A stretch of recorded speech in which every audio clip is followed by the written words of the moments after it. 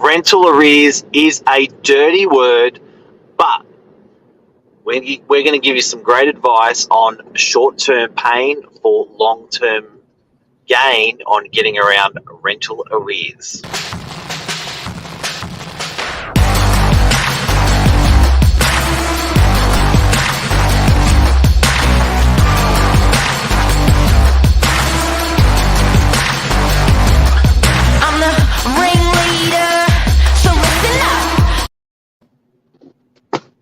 Good morning. Good morning. How are you? Yeah, good. You? Yeah, I'm good. Charlie. Keeping out of this weather. I'm long and behold without Sam this morning, so it's just you and me, Mark.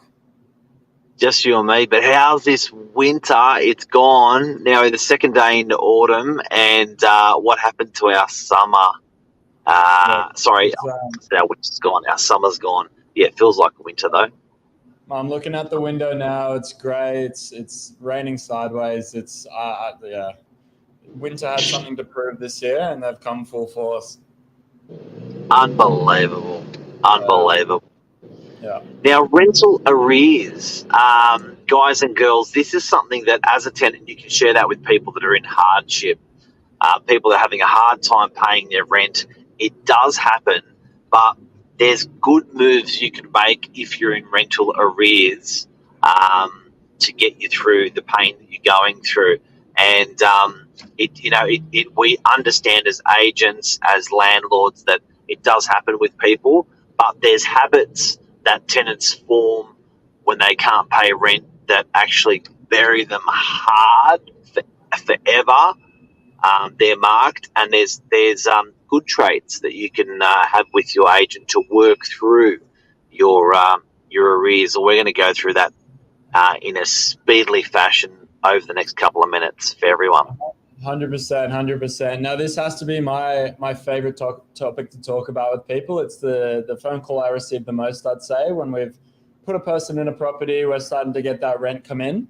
And I don't think it's talked about enough, just what not only the importance of keeping out of rental arrears, but what to do once you're in the pit, because it can feel like a sinking black hole very quickly. It's a world of pain. It's your world coming in around you. So what are some of the tips that we can because obviously seeing thousands of tenants that we do, we've got a really, really good bar, a really, really good set of tools and experience that we can share with everyone here. What are some of those things that people watching that are tenants can go through short term to have long term victory when it comes to not falling into arrears or getting out of arrears? For sure. Look, we'll touch on this in a bit, but I think the number one reason is understanding the importance of not being in rental arrears. Once you understand how serious this is and how it'll affect you down the line, moving properties, going from one agency to another, stuff like that, being approved for other properties. Once you understand how important it is, that even one day in arrears can affect you down the line. That's why we've got the title here: short-term pain, long-term gain. But if a tenant understands how important it is to have that rent every week, then they're doing their part to stay out of rental arrears. I'd have to say the second best. So just on that, on Ledger, it's been a habit probably the last 5 years that agents have fallen into to ask other agents and other tenants for rental ledgers. It didn't happen a long time before. And a rental ledger is your entire record of your duration of your stay, every single payment.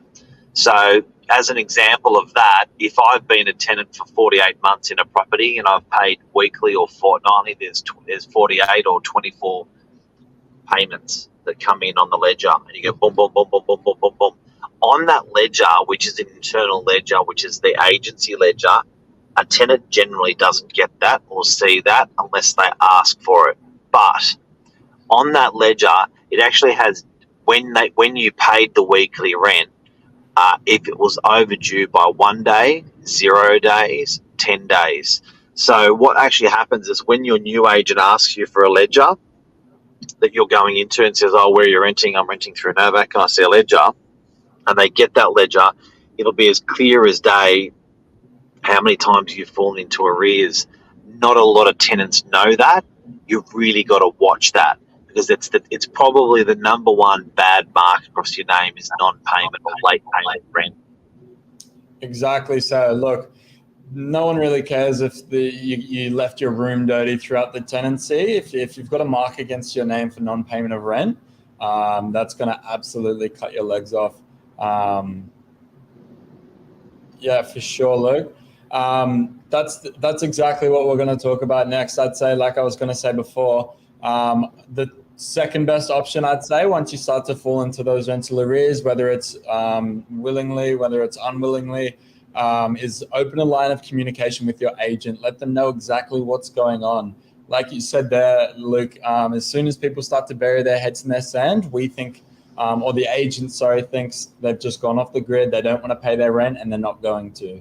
So it's the easiest way to rub an agent the wrong way, once you start to fall into those rental arrears, is to just go complete incognito mode, and disappear off the face of the earth. So if you're opening that line of communication with your agent, you can let them into your personal situation. You can start to talk about a payment plan maybe, and you can start to talk about the different options you have going forward to make sure the rent's on time, it's paid up to date, and everything's all sweet. And people shouldn't forget that the agent on the other line is spending the majority of their time with speaking to people like you who's late paying rent. So they actually develop really good solutions to help people. So even though they're the person saying pay your bloody rent, they're also the person that's speaking to the landlord, and they're also the person that's speaking to a bucket load of tenants out there about non-performing on rental payments. And what that means is they can have some answers for you. They can talk you through, but if they can't communicate with you, they can't help you and offer those solutions. And those solutions aren't often just one sentence or one comment. They're often a workable solution that requires active contact to step you through what to do. 100%. Look, I was speaking with a tenant throughout the week.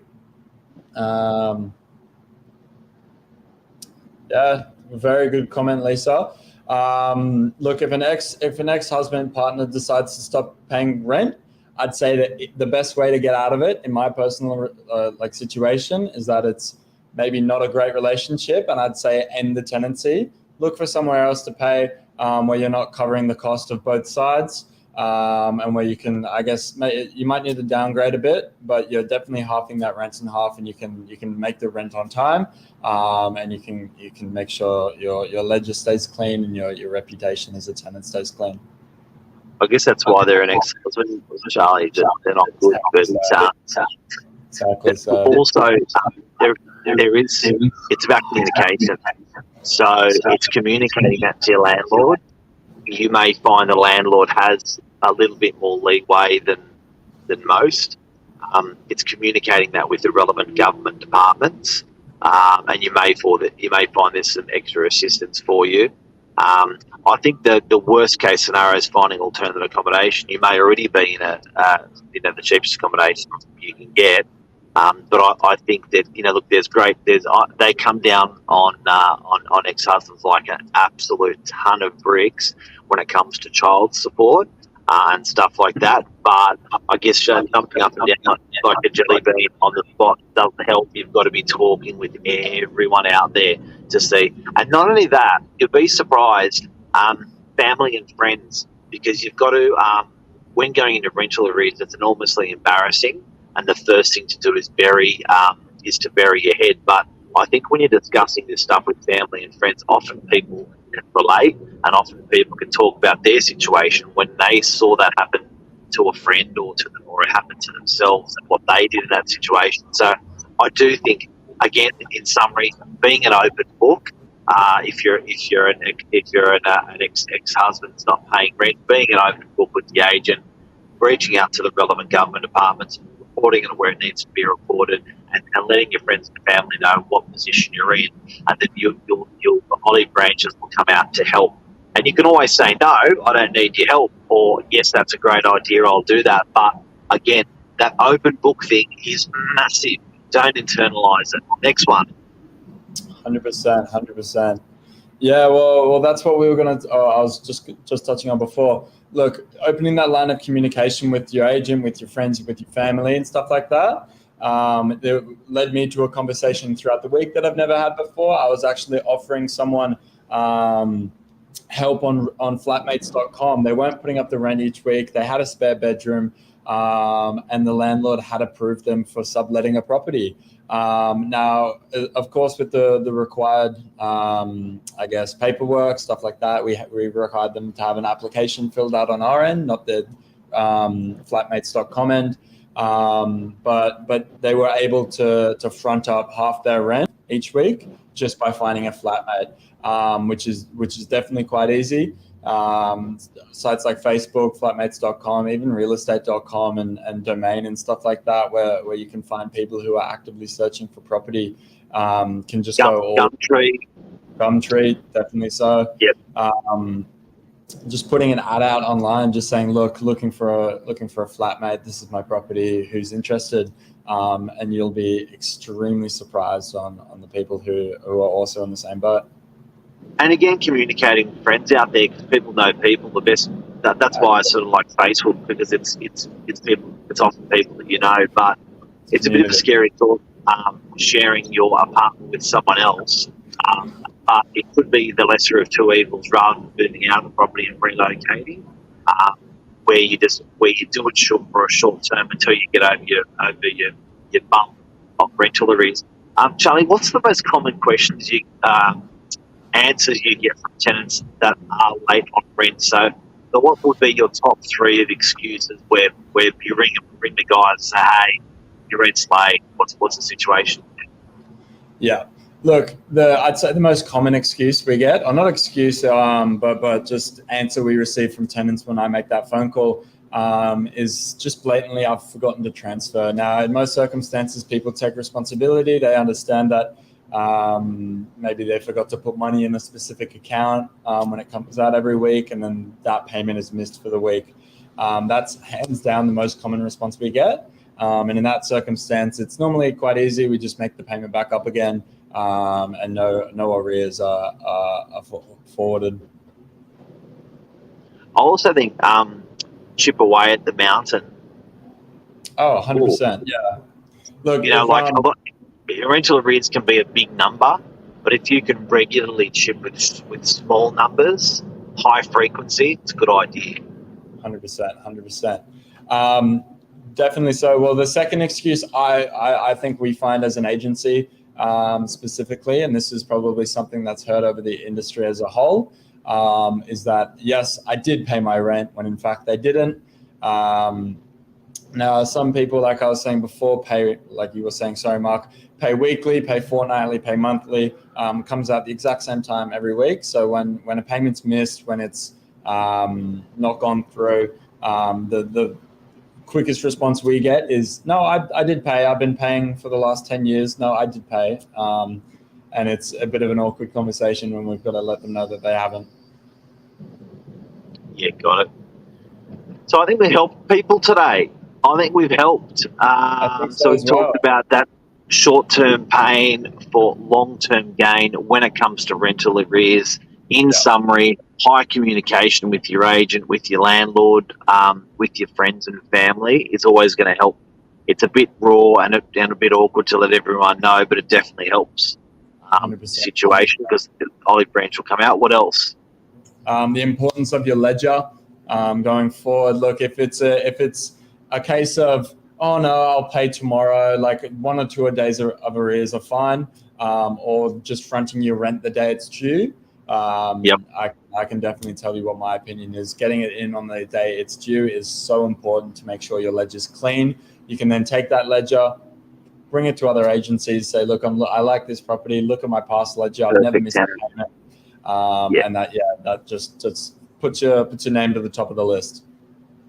And anything else before we go on short-term pain for long-term gain? I think frequency. I think to have lumpy rent for some people, as in paying monthly, it's quite hard for people to abstain and not spend and have the money at the end. sometimes paying weekly or even more regularly than that can help people get out of rental arrears or can help people stay in tune with their current rent. Yeah, exactly so. It's just doing what you can, making sure the agent, the owner, is all aware of what's going on. If you do think you're going to slip into a few days of arrears, you'll be surprised at how compassionate people can be, like we were speaking before, and the help you can receive. Like, you'll never know if you bury your head in the sand, and it'll just be a bad situation altogether. And a message out to landlords: you will not be able to get tenancy insurance if your tenant is in arrears already. So if you're to take out an insurance policy for tenant arrears or tenancy insurance, that policy needs to be taken out when the tenant's got a clean record. Gotcha. Look, I think that's just about it. That's it. Have a great day, bud. Wonderful. You as well. Everyone stay